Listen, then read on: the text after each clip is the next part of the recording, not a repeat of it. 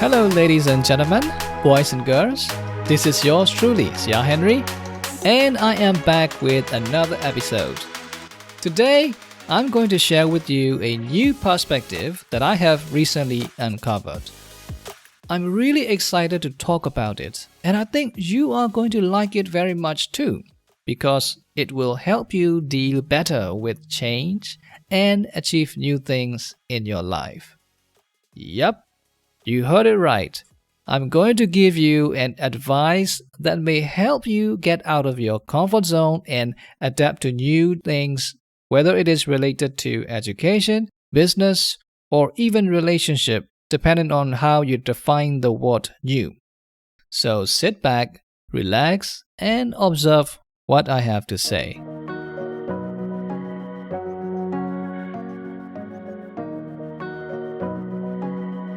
Now, first of all, I have to give you the context from which this perspective emerged. I wouldn't have come across with this line of thought had I not given a chance to talk intimately to some of my students.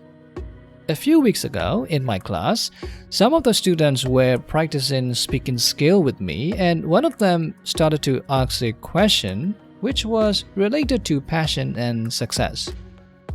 I may not remember the exact words she used at the time, but I'm sure she was talking about whether or not she should go forward with her passion or listen to her parents and follow their plan.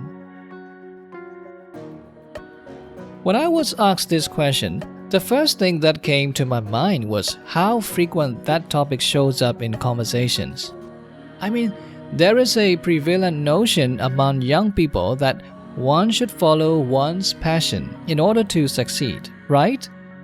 It's almost like a cliche to say that when a person dedicates his or her passion, success will undoubtedly follow. While it may sound nice and even true in some cases, it is easier said than done for most people. So, if you ever ask me this kind of question, I will always give you the same response, that you should do what you love and what you are obliged to in parallel. In another word, you should do both. For example, if you have a day job and a totally unrelated passion, you should not rush into quitting the day job to work on your dream project. You should keep your day job while also working on your passion as a side project before you eventually shift the proportion of these two loads. That way, when things don't work out as quickly as you expect, you can still use your day job as a safety net, right? So I told that student to follow her parents' plan for the time being, and also to start working on her passion in her free time. At the same time, I couldn't help thinking about the people I know in real life who said they would start their own business many years ago but never made it into reality. Then I started to ask these questions in the back of my mind. Why have they not become business owners? Why aren't they pursuing their passion now? And most importantly, why is it that most of us find it hard to start something new or even to just change our path? Now, I know a thing or two about starting something new, so I'm just going to explain it first. There is one big reason people can't start their journey or new projects or goals. They are overambitious with their passion projects. They think too good and too big too soon and want to start something too perfectly even from the beginning phase. Because of that greed and sudden change in direction, the brain automatically realizes that the body is on its way to hitting a significantly larger discomfort soon. And because our brains are designed for survival to protect us, the defense mechanism kicks in and it signals us to stop our efforts entirely. Simply put, the nature of our brain pushes us back into our comfort zone so that it can help us avoid the potential discomfort we may experience from trying. So, how do we work around it? How do we minimize this defense mechanism of our brain so that we can do something new and grow? Well, based on my past experiences, the answer is simple. Our goals must be action-oriented. I mean, we should always start with actionable and achievable goals whenever we intend to create something new in our life. We don't have to take big steps to change our life. We just need to take baby steps in the right direction. For example, when you need to speak a new language for a new job, instead of looking at the people who are already speaking well in that language and feeling discouraged because of your poor skill, you should focus more on simpler tasks. Maybe you should focus on pronouncing the most basic vowel sounds clearly. Maybe you should focus on memorizing the most common phrases. Or maybe you should just focus on greeting and introducing yourself to other people in that language. The good thing about taking baby steps is that you get to see your progress from the get-go. It's like, hey, I didn't know how to greet you in French this morning, but now I know, right? When people see progress, they feel motivated and want to continue the journey. When you want to continue the journey and do so, it's only a matter of time before you arrive at the destination. That's why I recommend you guys to start with baby steps, no matter how big your dream is.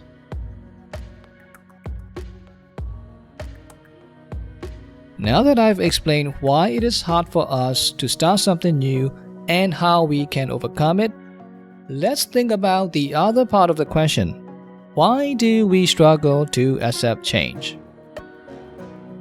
Well, based on my observations in life so far, most people tend to over-dramatize when it comes to dealing with change by focusing on things they don't have or can't control. Their natural inclination is to compare what they now have against what they had before, making the difference seem bigger than it really is. Allow me to explain better with an example. Let's say there is a bus you take to your work every morning. You are used to going to the bus stop every day and wait for it. But one day, someone informs you that the bus is no longer coming to your stop because it is assigned to a new route. Now, think about what you would do and what your emotional response would be.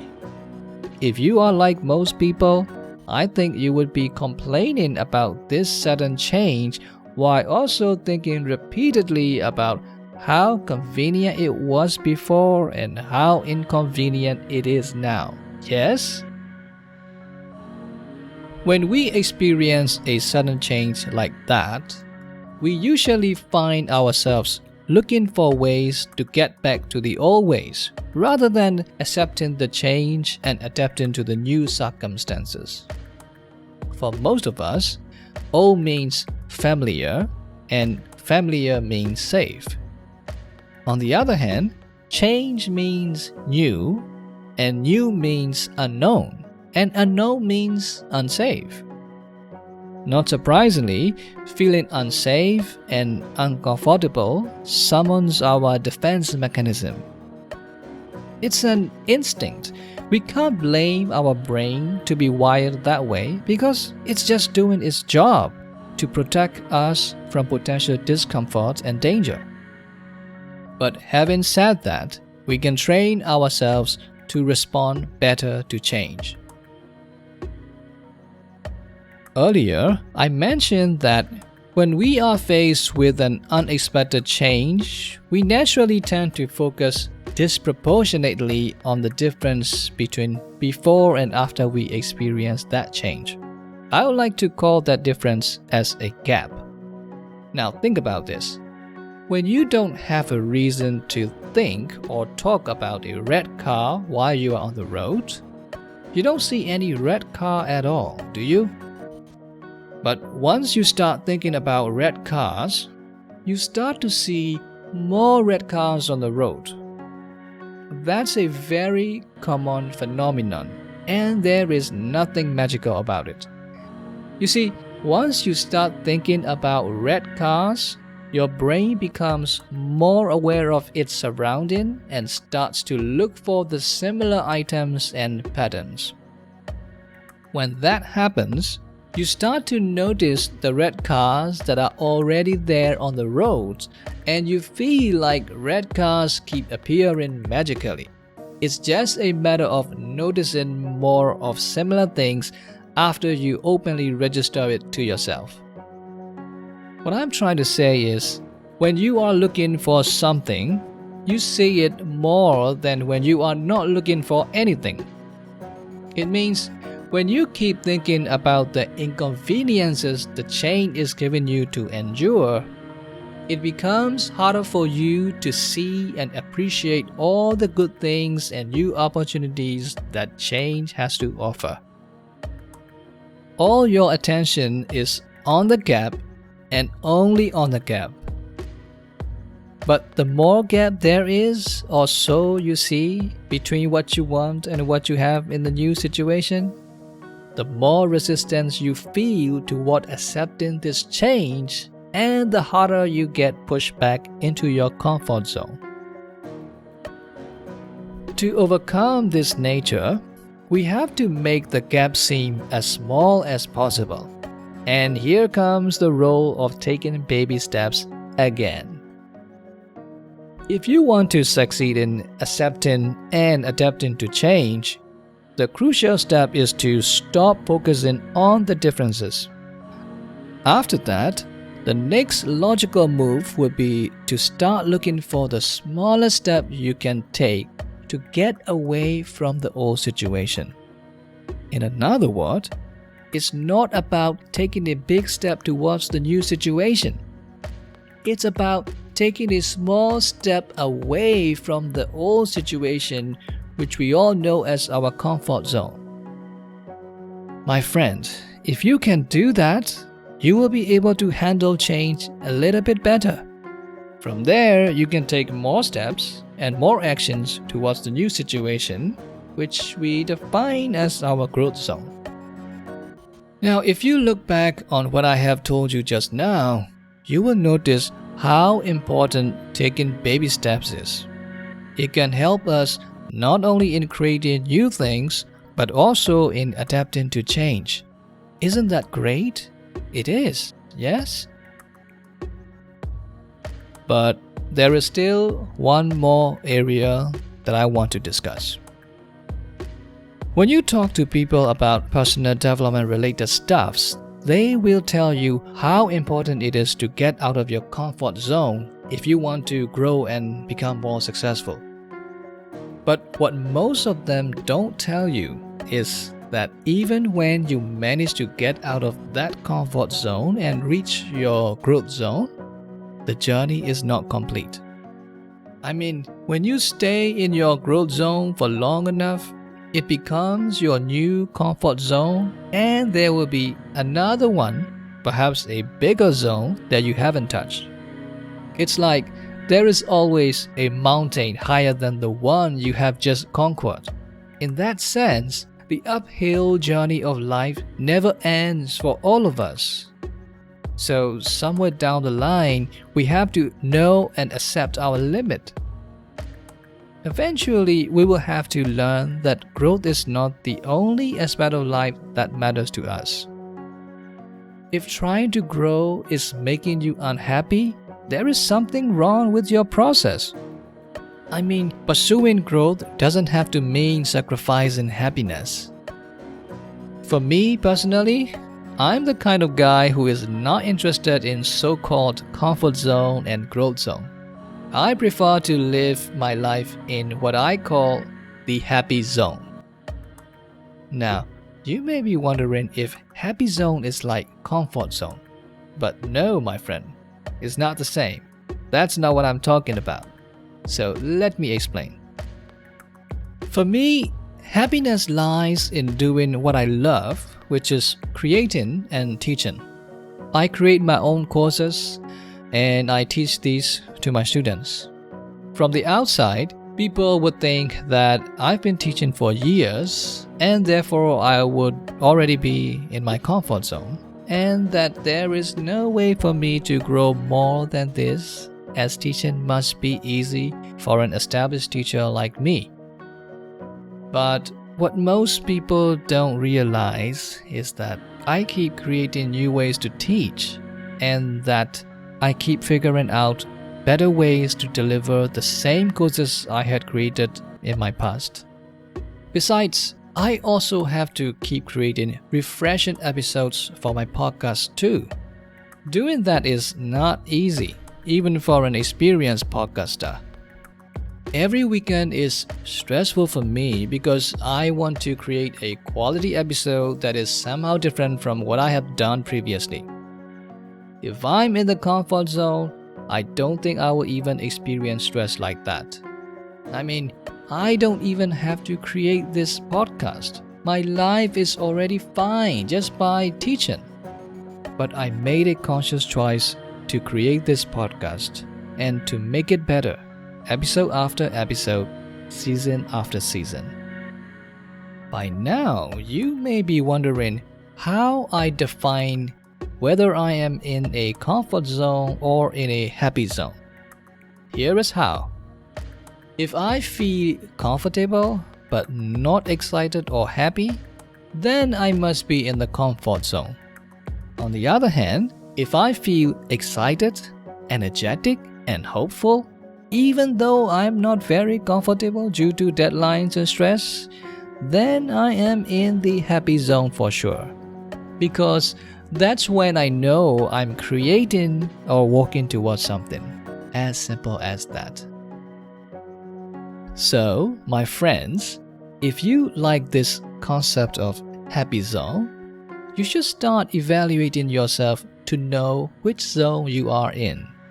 If you are feeling happy and excited regardless of your comfort level, then you don't have to change a thing at all because you are already in the happy zone.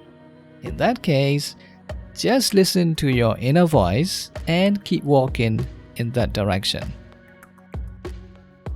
But if you are feeling comfortable but not happy and motivated, you might want to change something and add some challenges to your life. It's time for you to figure out what and where your happy zone is. And when you see it, go for it. Growth will simply follow.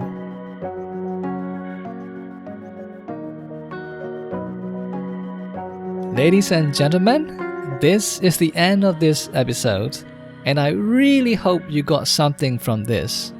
If you love this podcast and feel like you want to be a meaningful part of my journey in giving educational and inspirational content for free for all the students and the people of Myanmar in general, you can support this podcast by contributing just $1 a month on Patreon. It's www.patreon.com/Sayar Henry. I will also put the link in the episode description. But don't feel pressured, my friend. Even if you can't afford to support, my podcast will remain free for everyone, and I will keep creating more on my journey. The fact that you guys are repeatedly listening to my episodes already means so much to me. Thank you so much for spending time with me like this, and I will see you in the next one. Goodbye for now.